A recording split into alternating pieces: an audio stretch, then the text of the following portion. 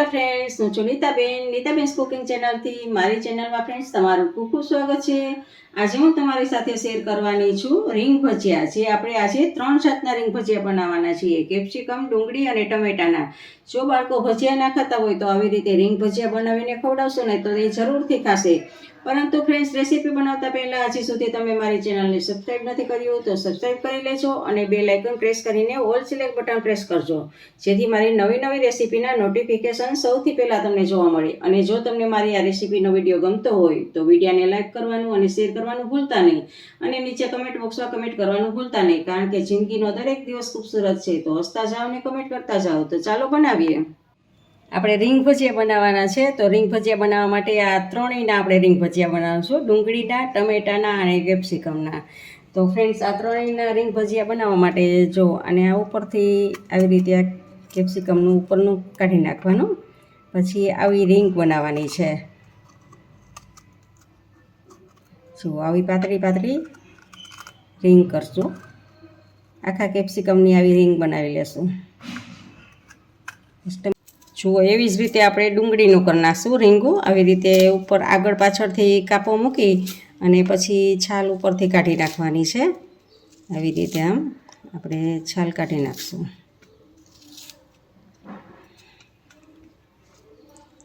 અને હજી આ વચ્ચેનો ભાગ લઈ લેશું. અને ફ્રેન્ડ્સ, હવે આની છે ને આવી રીતે આમ ગોળ સ્લાઈસ કરશું.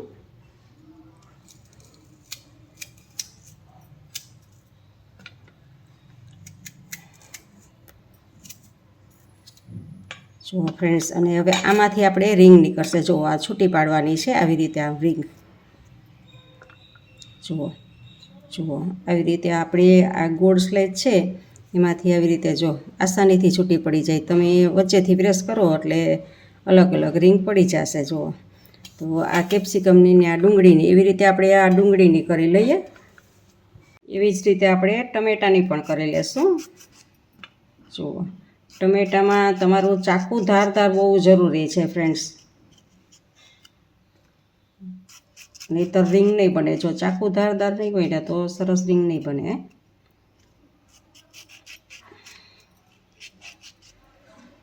જો ફ્રેન્ડ્સ, આવી રીતે કરી અને આ વચ્ચેનો ભાગ છે ને એ કટ કરી લેવાનો છે, એટલે રીંગ બની જાય.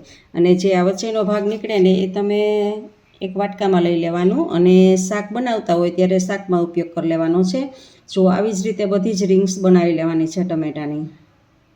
જુઓ ફ્રેન્ડ્સ, આપણે આ 3 રીંગો બનાવીને તૈયાર કરેલી છે. જુઓ, આ ટમેટાની પણ મેં આવી રીતે રીંગ કરી લીધી છે, વચ્ચેનું બધું જ કાઢીને. તો હવે આના આપણે ચણાના લોટના ભજીયા બનાવવાના છે. જુઓ ફ્રેન્ડ્સ, આપણે 1 ચમચો ચણાનો લોટ લીધો છે. આપણે ચણાના લોટનો ઓછો ઉપયોગ કરવાનો છે. એમાં આપણે સ્વાદ પ્રમાણે નિમક એડ કરશું અને થોડીક આપણે કલર આવે એ માટે આપણે હળદર એડ કરશું અને લાલ મરચું પાવડર એડ કરશું, કારણ કે ડુંગળી, કેપ્સિકમ સાવ મોરું હોય છે, ટમેટા મોરા હોય છે, એટલે તીખાશ માટે આપણે લાલ મરચું એડ કરશું. અને 2 ચમચી ધાણા જીરું, 2 નાની ચમચી ધાણા જીરું પાવડર એડ કરશું અને ચપટીક આપણે હિંગ એડ કરશું.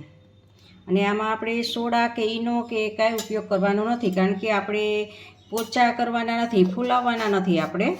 આપણે ક્રિસ્પી કરવાના છે, એટલે સોડાનો ઉપયોગ કરવાનો નથી. તો ફ્રેન્ડ્સ, હવે આ બધું જ આપણે મિક્સ કરી અને આમાં પાણીથી લોટ બાંધવાનો છે. જુઓ ફ્રેન્ડ્સ, આપણે આ લોટ બાંધશું.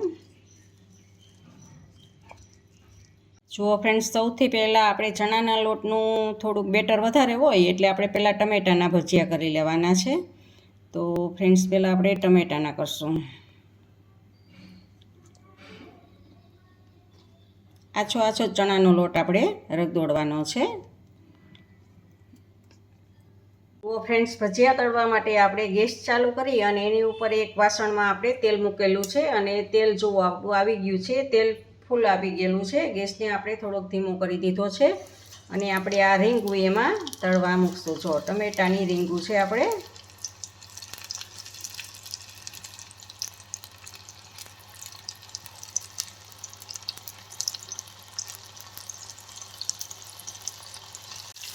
ફ્રેન્ડ્સ, થોડીક વાર થાય એટલે પલટાવી લેવાનું છે અને બીજી બાજુ પણ આપણે કરી લેવાનું છે.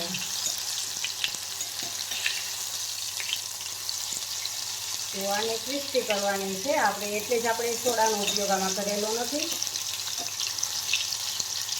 અને ફૂલ ગેસ ઉપર જ આપણે આને થવા દેવાનું છે.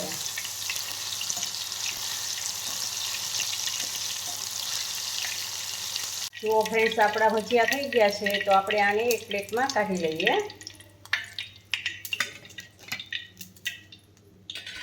એવી જ રીતે આપણે હવે કેપ્સિકમના પણ કરી લઈએ. જુઓ ફ્રેન્ડ્સ, આવી રીતે આમ લોટ બધે જ લગાડી દેવાનો છે.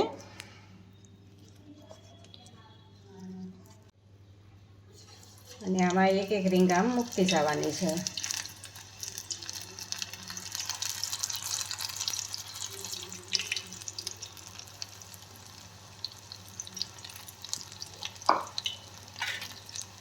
અને ગેસની ફ્લેમ તો ફૂલ જ રાખવાની છે ફ્રેન્ડ્સ, આપણે કડક કરવાના છે ને એટલે.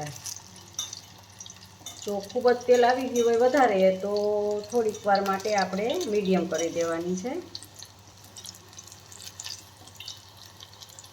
કારણ કે ફ્રેન્ડ્સ, આમાં આપણે ચણાનો લોટ વધારે આપણે ચડાવ્યો નથી, એટલે આપણે બહુ કૂક થવા દેવાની જરૂર નથી અને ફટાફટ ક્રિસ્પી તો થઈ જ જશે.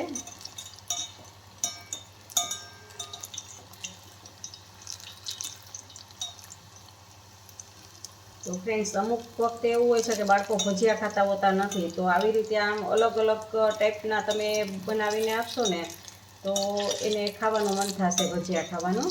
અને આ કેપ્સિકમના ને તો મોરા જ હોય છે કેપ્સિકમ, એટલે બાળકો પણ ખાઈ શકે છે. જુઓ ફ્રેન્ડ્સ, આ કેપ્સિકમના પણ આપણે થઈ ગયા છે. એવી જ રીતે હવે આપણે આ ડુંગળીના પણ કરી લઈએ. જુઓ તમે, 1 ચમચો જ ચણાનો લોટ હતો, એમાંથી આપણે આ બધું જ બનાવીએ છીએ, કારણ કે લોટ ઉપર થોડોક જ ચડવા દેવાનો છે.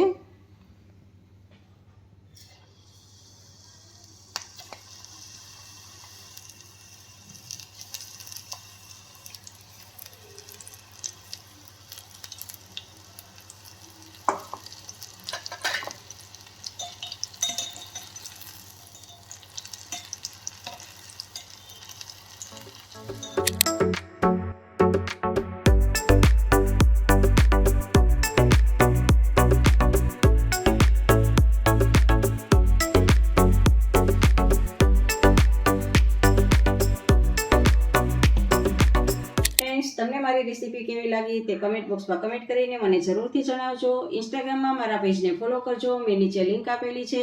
તમને મારી રેસીપી ગમે તો વિડીયોને લાઇક કરીને તમારા ફેમિલી મેમ્બર્સ અને ગ્રુપમાં શેર કરજો અને મારી ચેનલને સબસ્ક્રાઈબ કરવાનું ભૂલતા નહીં. આવજો, બાય. ફરી મળીએ નવી રેસીપી સાથે.